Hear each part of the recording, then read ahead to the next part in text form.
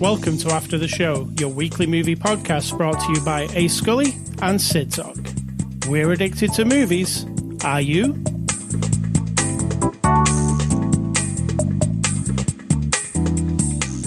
Welcome, listeners. Welcome, Cidtalk. Hello, how are you doing? Great. That was a long time of silence. No one knows what I'm talking about, but... I don't know what you're talking about. What are you saying? Unimportant. Good day. Good afternoon. All right. Good afternoon. What were we talking about before the show started? Not much, really.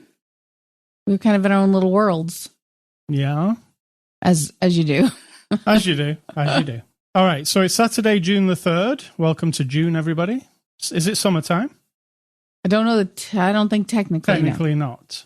Guess not. Technically, we're still in winter time. Winter. No. All right. Is this the weather report? Yes. Who are you, David? What's his face? It's the season report. Yes. All right. Saturday, June the 3rd. This is After the Show. We're a movie review podcast. And on episode 790, we're looking at the movie Dungeons and Dragons: Honor Among Thieves. It's a 2023 movie released on Blu-ray this upcoming week. On 4K, Blu-ray, it's on streaming already. It's rated PG-13 from our friends at Paramount, who sent us the 4K disc for review. Cidtalk, give us a synopsis of Dungeons and Dragons: Honor Among Thieves. Synopsis of like a magical world. A dude has lost his wife, needs to save his daughter. There's magic, did I say that? And creatures and interesting situations, and that's it. All right, I'll give you the one off the box. It wasn't off the box? Come on. It says, a charming thief and a band of unlikely adventurers embark on an epic quest to retrieve a lost relic. But things go dangerously awry when they run afoul of the wrong people. I mean, that sounds a bit generic. I liked mine better, but whatever. All right, so Dungeons and Dragons: Honor Among Thieves, based on the role-playing game Dungeons and Dragons, which is a tabletop game that also spawned some video games. I'm not fully versed in Dungeons and Dragons. I've never played the board game. Which is good, right? Because I know nothing about it whatsoever. So I think if this lives in its own little world and you enjoy it, so what I know of it is I've played a couple of the video games. Baldur's Gate, Icewind Dale. You have no experience in it, apart from you have seen people play Dungeons and Dragons. Hasn't our niece played it while you've been there? Yeah, but I'm not, I wasn't really paying attention. Right. It was that interesting, was it? Well, I don't think it's uninteresting at all. It's just like it's like sitting down for me to watch a baseball game. I know nothing, and I'm not going to sit and ask every single time a thing happens. Oh, what does that mean? Oh, what is that? Oh, is that good or is that bad? Like, I'm not going to do that. So I'm kind of checked out, and because you can't glean all the information just from watching, right? I mean, it's fascinating. It's a whole world. It's more fascinating than Monopoly. Oh, yes. So Dungeons and Dragons, the movie, loosely based on all that stuff. What did you think? I loved it. I feel like it was, from the very beginning, looks gorgeous. Yes, of course, I'm always going to have a little bit of issue with occasionally special effects that look a bit meh, but I tuned that out because I really enjoyed all the characters, the look of it. Because I don't know anything about the world, I love that when you dive in, it's already like you've got beings that are cats that are walking around in the world and little tiny creatures that are weird, like the brains on the little legs. They look like raw chickens or something. And it's all just, it's not discovered throughout. It just is. It's like, boom, here you go, right? That's one of the things I really loved about it. Is like, okay, so anything that happens, I have to accept that in this world, these are the laws of the physics and the magic and everything. And that, it was like you get off to a running start. You know, it's not slowly revealed to you, you know? Yeah. I enjoyed that. You can't be surprised by anything that happens. Because anything can happen. Yeah. Yeah. And they're really very inventive with the like set pieces. There's a set piece involving a portal, let's say. Yeah. And with a highway, like a stagecoach. And I was constantly like looking at it going, wow, that is really cool what they're doing with it. Riveted. Yeah, weirdly, the portal looks just like the portal from the video game Portal. The same shape. Maybe the game Portal took the idea from Dungeons and Dragons. I don't know. I mean, a portal isn't exactly a new idea, is it? No. But they do use it really coolly here. Mm-hmm. Yes, you're going to get dragons. There are definitely dragons. There are definitely dungeons. You get your little party of adventurers. I mean, there's one dungeon and one dragon. So don't hang your hat on that. Is there one dragon or two? Yeah, there's one in a flashback where he's flying over and like shooting rocks at everybody or whatever, but it's very brief. It's not like a feature of the whole thing. And then the other one is the pudgy dragon. Well, I was satisfied over the dragon content. To be fair, I'd forgotten that it was Dungeons and Dragons, and so Dungeons and Dragons didn't register. I didn't care. Right. I could have had 0 dragons, and that would have been fine. There's like a thing which possibly is a thing from the board game, but it's a big games that they hold in the middle of the big city, and it uses like a labyrinth motif, which I kind of liked. It reminded me of the Hunger Games kind of thing. Stick them all in the thing and see who lives. You know? I mean, it was not at all like the Hunger Games. So I'm not sure why you said that during it too, and I'm like, what are you talking about? I mean, like a big game where you throw all the contestants into it and like it's deadly. And but so like, you know, the Colosseum from ancient times. Yeah, and that's not Hunger Games. That also reminds me of this. Okay, gotcha. But it's cool. It's like motorized. I don't know what magic eyes. Let's say. Yeah, it has to be. Yeah. The labyrinth can change shape and change form while you're running through it. But I thought the visuals, I really liked the visuals, the entire thing. I thought, what did you have a problem with visuals? Because I didn't have any. Well, there was just the occasional not great movement of body parts of what looked like CGI creatures.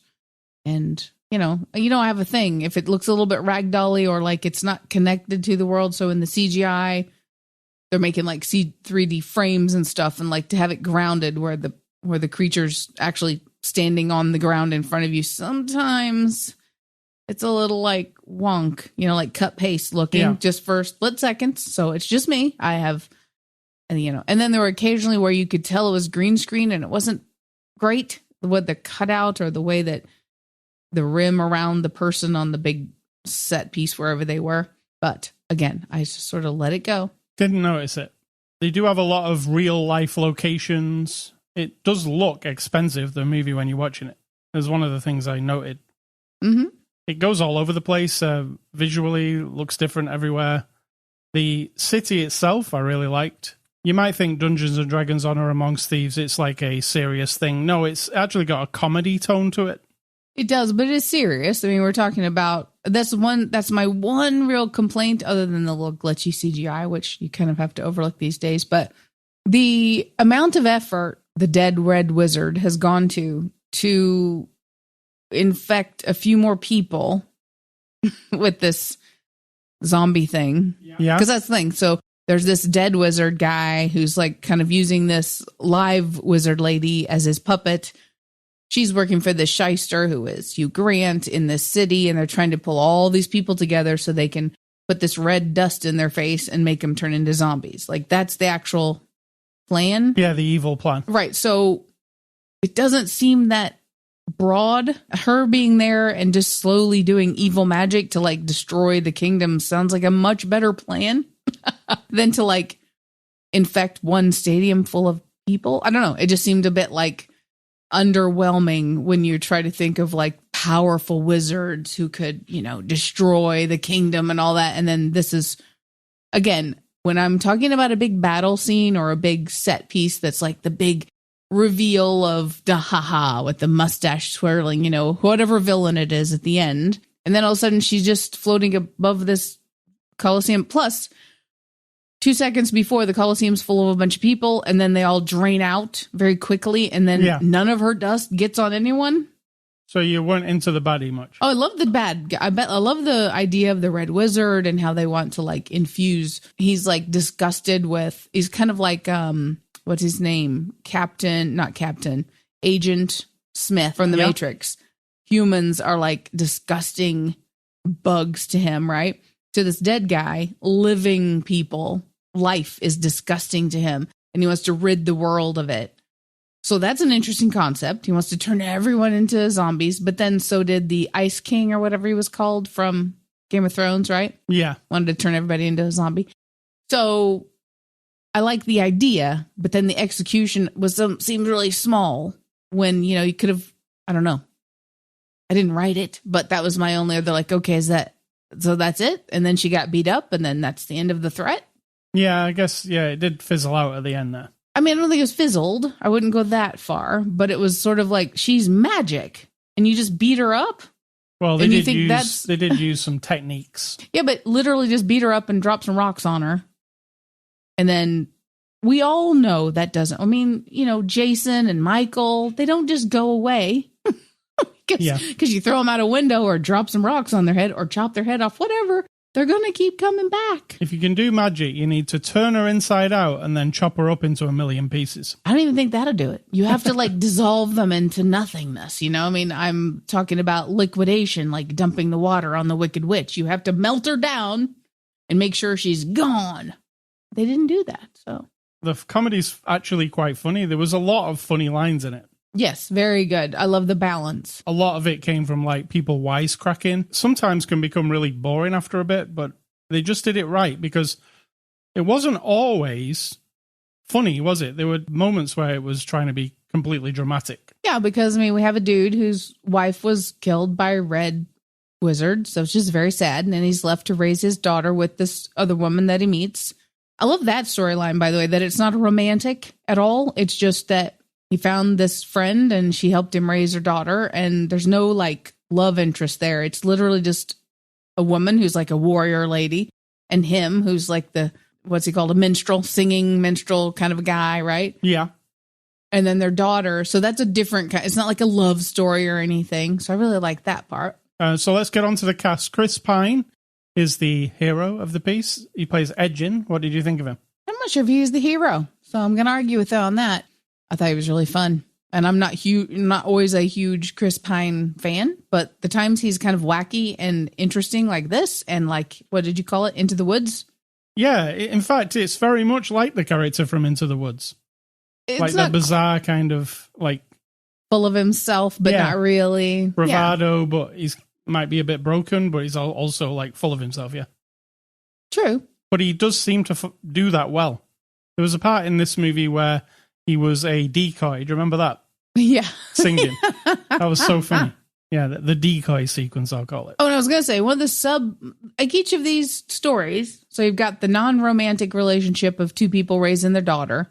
Then you have this young wizard, who has no confidence. And this is his problem. He can't unlock his magic because he's so down on himself.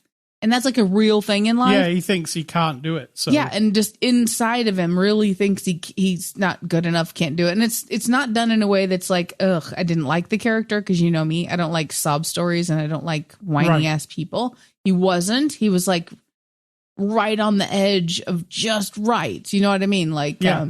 And really also his character was right on the edge of he's going to be this badass magician or his voice in his head is going to tell him he isn't, and then he's not going to. And then the other lady that they find, who is I didn't catch what she was born as. She has little horns and a tail, and she's a shapeshifter, basically, is what we call it in other science fiction things. But she can become any animal at all. Yeah, she's good. Her story is very interesting. She's abandoned by her parents because she's different. And then doesn't give him a chance. She dated the wizard with no confidence once a long time ago. And because he had no confidence in himself, she was like, no, I'm not into that. It's very unappealing. And then they, of course, go through this whole adventure. And he's like, do you want to try again? She's like, okay, whatever. And he gets excited. And she's like, calm down. Yeah. So there's no swooning over anybody, not even dudes swooning over ladies, maids, and what's it called? Maids of honor? No. Damsels in distress. Oh, okay. There's none. It doesn't have any of that, which I really appreciated. And it was I made the conscious effort once I started noticing that. Oh, you're right. And I've only just noticed it. Yeah. And sometimes it's a little too much. They're pushing it over. But this was very balanced. Everybody had a role to play that was vital in the whole of it. Not just that, but in the story itself. I wasn't rooting more or the dad or the daughter. Hugh Grant wasn't the only the villain. You know, there's other villains and other ideas that are like, you want to conquer the ideas and all that. So I feel like it was really nicely balanced. So we've also got Michelle Rodriguez as Holga. Now, interestingly, I remember this about you, that you don't generally like her. Correct. I think you liked her in this one. And yeah, I don't dislike her. I mean, but you just think she's like, it's like one note or something, what she's doing. She's trying too hard. To be cool. Sometimes, yeah. And this one, nah. She just was settled into this warrior lady. And also, you know, when she walked up to town, she was like, you painted the shutters. Cute. Yeah. But like, again, nothing tipped too far in any direction for me. So she wasn't like too rough and rugged and just like wanted to murder everybody and was super broken and heartbroken because this dude had got rid of her a long time, whatever. Like there was nothing. It was all like, oh, we've got this big part of her personality in her life and it's balanced out with, oh, she's also interesting and loving and all the stuff. I did like her. Yes. I think one of the things that turned me off to her the most, sadly, was that one movie. Oh yeah. I'll tell you what you're talking about. You're talking about the movie from the guy who directed The Warriors, and he made a movie with like a transgender character. Was that what she was? I mean, she wasn't. See, that's what I was so not. It was weird. It wasn't. It was an unfortunate story. It wasn't a good movie, and I can't remember. And it was unfortunate because like she's a dude in the beginning. I mean, they get her dressed up like a dude. It's really bad. Which is really bad. And then the villain is a surgeon and does like an unapproved or against her will. She doesn't even know it's happening. He doesn't know it's happening. Does a complete sex change operation on this person to where she then is Michelle Rodriguez. I mean, you know, then she's a woman when she was a man. And then there's this weird, like she has to play it like she's still a man, but then her body is Michelle Rodriguez. It wasn't. Even though that premise actually sounds awesome. I don't think it sounds awesome. I think it sounds very violating and terrible, but I mean, it also wasn't executed well, or even with a higher idea or like a lesson or a moral tale. It turned out to just be like a revenge movie, didn't it? Like, yeah, it was Sigourney Weaver and her brother got killed or something. And then, well, spoiler alert. I'm not going to tell you the name of it. You'll just have to figure it out. I can't even remember. But that's one of those things that I was like, oh, Michelle, I get why you're doing it because he's famous and he's done a cool thing. And this sounds like a cool idea, but I liked her in this a lot. Yeah, I do too. I also like her in the Fast movies, and that's just me. Sophia Lillis plays Doric. Now I'm like going to struggle because I don't know all these names. Which one's Doric? She's the one with the tail. She's the shapeshifter. Oh, yes. Yes, and she's really good. I really like the way she does it. She's very low key. She's very funny, actually. Yeah, and she's a little bit smart ass a little bit, but not like too much. And yeah, I liked her. She's clever. Hugh Grant does his best mustache twirling villain. Correct. And he plays Forge. What did you think of Hugh? He was fine. I mean, I do think he brought... It's like he's in pantomime. Yeah, and he's... Because he's slightly likable. And extra charming. He can say things and do things.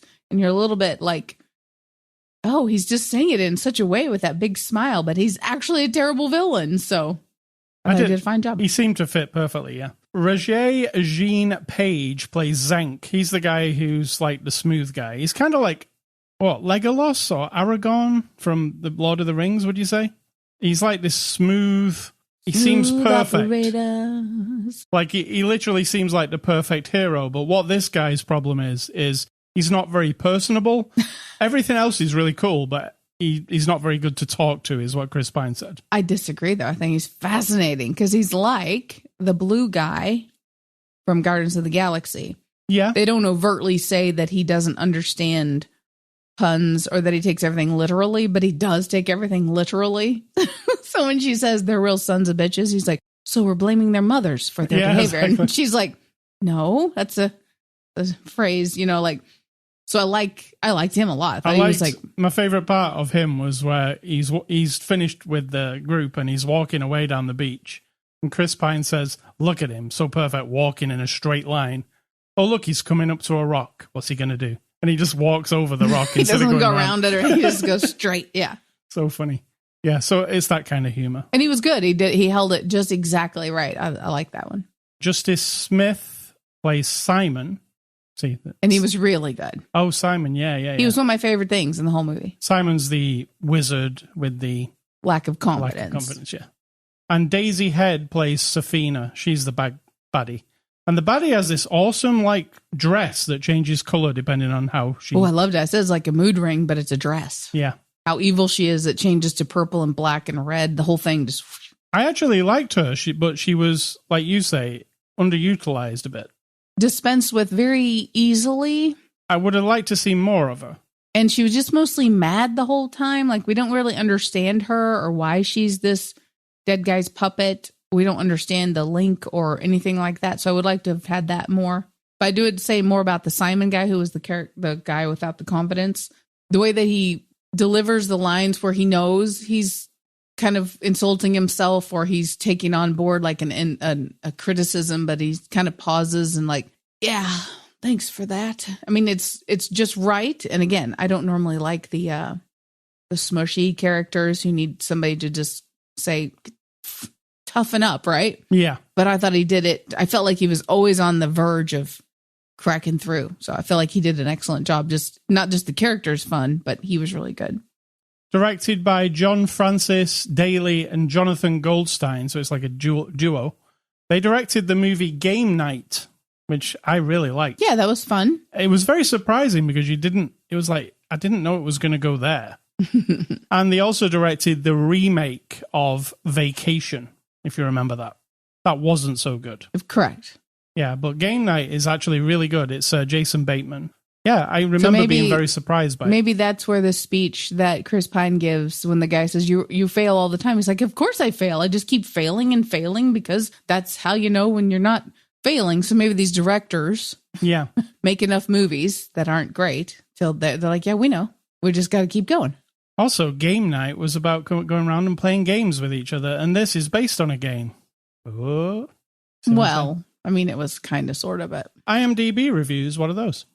Reviews on the IMDb that you love to make fun of when they only give something 1 star. Yeah, let's see who gives this movie 1 star. See if they've got very little joy in their hearts. You know? The first guy says, so this is what some idiot ex-Disney producer thinks D&D is? They're not even close. That's it. Okay. Got it. Second one says, for my sextuplet's 15th birthday, we watched Dungeons & Dragons Honor Amongst Thieves. But they didn't like it at all. My 20-year-old twins didn't like it either. Damn, this person's got so many children. I think they're lying. My husband didn't like it either. And I thought my kids would like Dungeons & Dragons because people were saying it was like Guardians of the Galaxy. You don't need to see this movie. Just watch the trailer. That's a cheap way of going to the movies, isn't it? Yeah, kids, we're watching the trailer. Remember the other day I said, I bet there are people nowadays who will literally just watch trailers and that's enough. Yeah. I really bet there are. I mean, all right, kids. I don't even watch trailers to like see what a movie's going to be like. I will watch a good trailer. Oh, I know you do. And the last guy says, the worst film ever made. The worst film ever made. It's a classic. That's a classic review, everyone. It's a complete waste of time. The trailer shows all the best bits of the film. Just watch the trailer. Oh, my. Okay, so is this a new trend? We're going to have to add this. So we have this, a little collection of classic negative reviews. One of them is waste of my time. One of them is worst movie ever made. Now we're going to have to add to it, just watch the trailer. Yeah, exactly. Extras, there are a bunch on the disc. What it actually says on the front of the box is there's over an hour of bonus content, including deleted and extended scenes. It comes with deleted and extended scenes from Dice to Dragons, Honoring the Law, Rogues Galaxy, Fantastic Foes, Gag Reel, and more. You'll be watching that probably. Yeah. So there are a bunch of extras if you want extras. We're going to give this movie, Dungeons & Dragons Honor Among Thieves, a score. You know what? I'm going to give this 8 out of 10. I really liked it. That's pretty good. I'll go with you. I'll go with 8 out of 10. And if people want to whine and cry about that, like 8 out of 10, like it's not, fucking Citizen Kane. Oh, there's your F word for the day. It's not Citizen Kane worthy, close to whatever, if people think that's perfect, which I don't. And yes, I have seen it. The reason I give movies like this an 8 out of 10 is because I go into it. I knew nothing. I didn't even know what we were watching because that's kind of how I operate. I like the surprise. And I would sit through and watch any movie that you put on that screen for us to review. And then once it starts and I get the vibe of what it is, like, oh, this is a fantasy, fun, and, fantasy adventure movie. Okay. For that moment and that amount of entertainment from that genre, how well it's done, that is how I score a movie. Not necessarily in comparison to every other science fiction, fantasy, adventure movie that I've ever seen, or in comparison to what some people may or may not consider the best movies ever created in the history of cinema, right? That's kind of a unreasonable scale, I think. Yeah. It's like a competition. I don't see it that way. This is just more like, wow, that movie gave me this level of experience.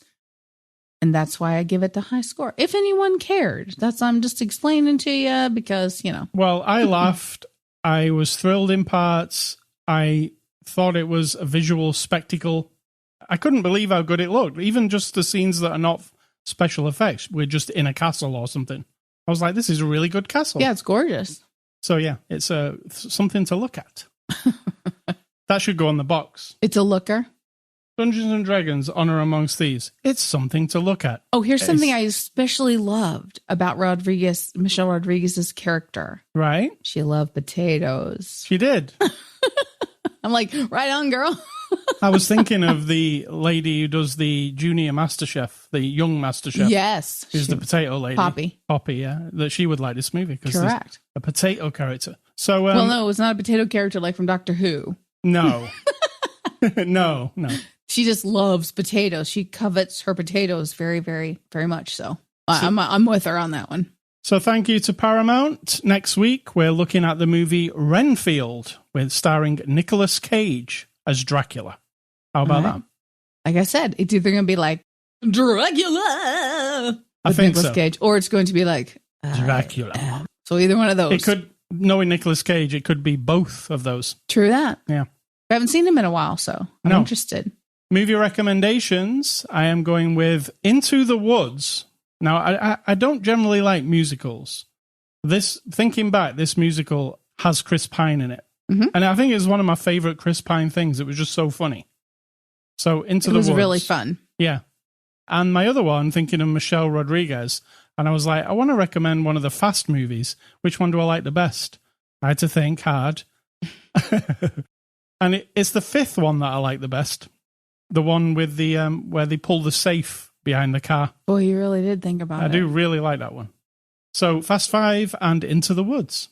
Nice. And mine are, let me see here. So for 2023, which is now almost halfway over, by the way, everyone, just so you know, just putting that out there. 2023, I'm going back through this century. So starting in 2000, science fiction movies that I have seen. This is not testament to their quality or to what score I would have given it, or that I'm recommending that you watch it. I'm just telling you, even though you're calling it recommendations, I'm kind of skirting around that a little bit. So in 2013, we're up to Oblivion, which is the one I keep confusing Elysium with, but Oblivion is the one with Tom Cruise. It's very good. I loved it. It is good. I really enjoyed that one. Pacific Rim, also good. Yes. I think we both enjoyed that. Riddick, which was fine.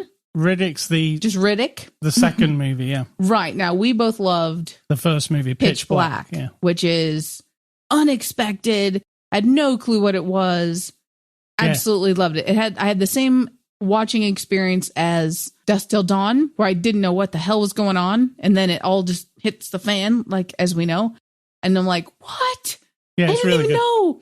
So same with Pitch Black. So Riddick is a character from Pitch Black, and then of course it becomes a Vin Diesel franchise. So Riddick is just a separate thing. So you might take a step back and go back and watch Pitch Black.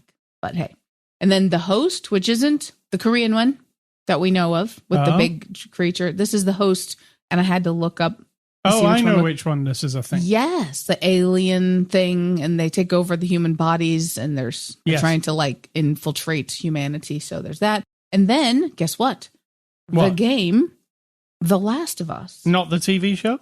No, this is 2013 we're talking about. Yes, you're right. So I didn't even realize it was that long ago. No, it doesn't seem that long ago. I looked it up. to confirm. So The Last of Us is now a TV show, but it started as a game. So that was like at the end of the PS3. It was a PS3 game, so we're on a PS5 now. So yeah, it was a while ago. Mm-hmm. Damn. And it's really good. It's a good science fiction. It's a video game that one of the first video games probably that you sat and watched all the way through when I played it.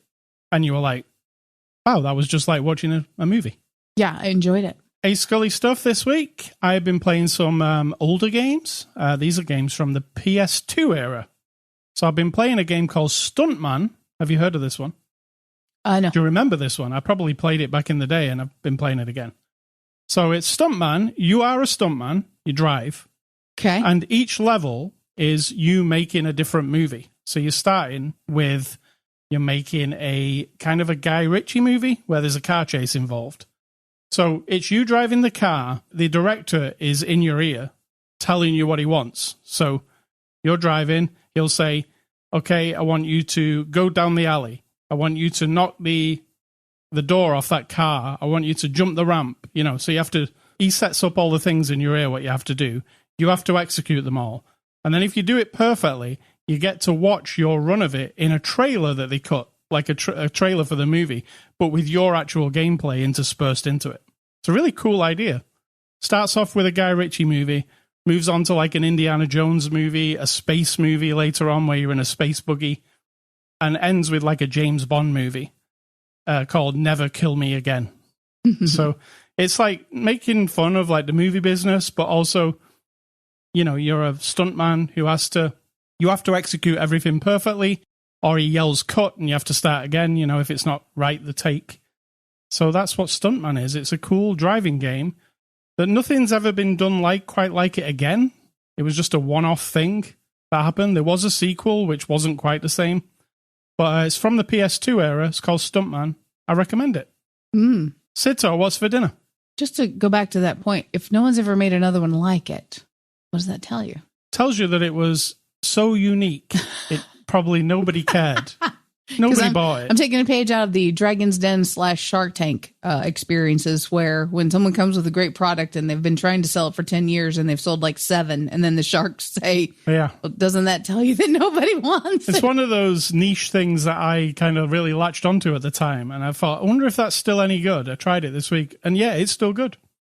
It takes a certain type of person to play it, though. I was going to say, I'm going to argue nostalgia on that a little bit, but hey, whatever. If you enjoy the experience. What's for supper, you say? I did. Dinner. Tonight's going to be some pasta with like some butter, sauce, and Parmesan cheese, and a sloppy Jane, which we have learned is a plant-based version of a sloppy Joe because we don't eat meat anymore. We haven't since 2009.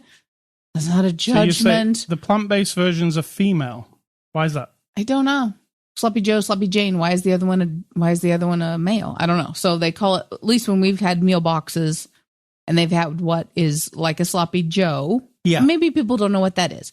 A sloppy Joe is like it can also be called a made right. Some people call it. So it's crumbled up, fried up meat, like crumbles, like hamburger meat crumbled up or sausage or whatever. And then with like a tomatoey, ketchup-y barbecue sauce, whatever flavor is culturally right for whatever. Like a deconstructed hamburger. Sort of. It's like a smooshed up hamburger crumbled up with a bunch of ketchup mixed in it and then put on a bun. Right. So this will be a sloppy Jane. So it'll be that and then the pasta. And the reason we're vegetarian has nothing to do with judging you for eating meat, because that's really boring now for people to be like, oh, well, I still eat meat. I guess there's something wrong with me. No, I think there's something else wrong with you. The meat part is not even a factor. Nice. If you have that kind of weird, shitty attitude whenever someone tells you like something different about them and you get all defensive and shit. Yeah. So we just don't eat meat because we haven't for so long, and it's enjoyable. Don't you think, to find all these things that we've never heard of or tried ever before? It's fantastic. So that's it. So my advice isn't advice. Well, kind of sort of is. It looks like advice from reading it. Well, it's just this. You cannot control people. I don't care if you're their parent and you think you can control them because you're their parent and like bully them into behaving the way you want, because eventually, people who we are, it's like a pressure cooker, right? You compress and you compress. There's going to be a valve eventually. And then when it blows and lets out who that person really is, it may not be going in the direction you want it to. So you cannot control people. You can only control.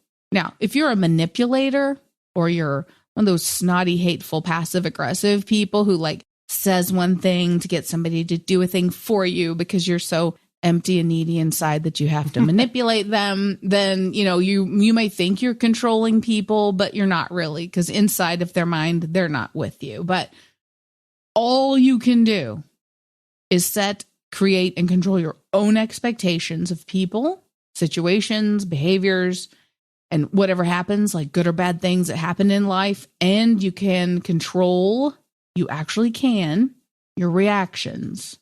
And that's it. Not the people, and not what they do, and not how they do it, and how they talk to you, and how they treat you. None of that. You can demand that somebody does or doesn't talk to you a certain way or treat you a certain way. That's fine. And then if between you, you work it out so that now the person does understand and then respects that, and then everybody kind of, you know, adapts to treating each other with more respect, whatever the situation is. But really, if someone is snotty and hateful and dismissive and ignorant, or you just constantly think they're hateful and dismissive of you, well, maybe that's just how they are. And maybe your expectations either need to be adjusted or abandoned. Or maybe they need to be abandoned and walk away. There's some advice for you. Nicely said. I mean, if it's your child or your parent or your sibling, I know it's difficult, but there it is. There it is. Very good. You can go to ascully.com if you want to get this podcast. You can go to Twitter, Facebook, Instagram. That's where we are on social media. I'm A Scully and she's Cidtalk. You'll find us there. You can also get this podcast on Spotify, iTunes, Amazon, YouTube, anywhere where videos and, well, not anywhere where videos, anywhere where podcasts are available. Oh, yeah, I forgot to mention. Found that store at our mall. Vintage Entertainment or something. Haven't gone to it yet. Like an actual DVD store. I don't know. It says vintage gaming, movies, and music. So I'm wondering if it's like a Hastings inside. You know, the old-fashioned Hastings. Yeah, Hastings was good. I liked it. So you can also email feedback to me, ascully@ascully.com. Don't email Cidtalk. She doesn't want your emails. She doesn't. Stay classy, Mr. Chris Pine. I'd like to see more Dungeons & Dragons from you. And I'm going to say, think for yourself, or someone's going to do it for you.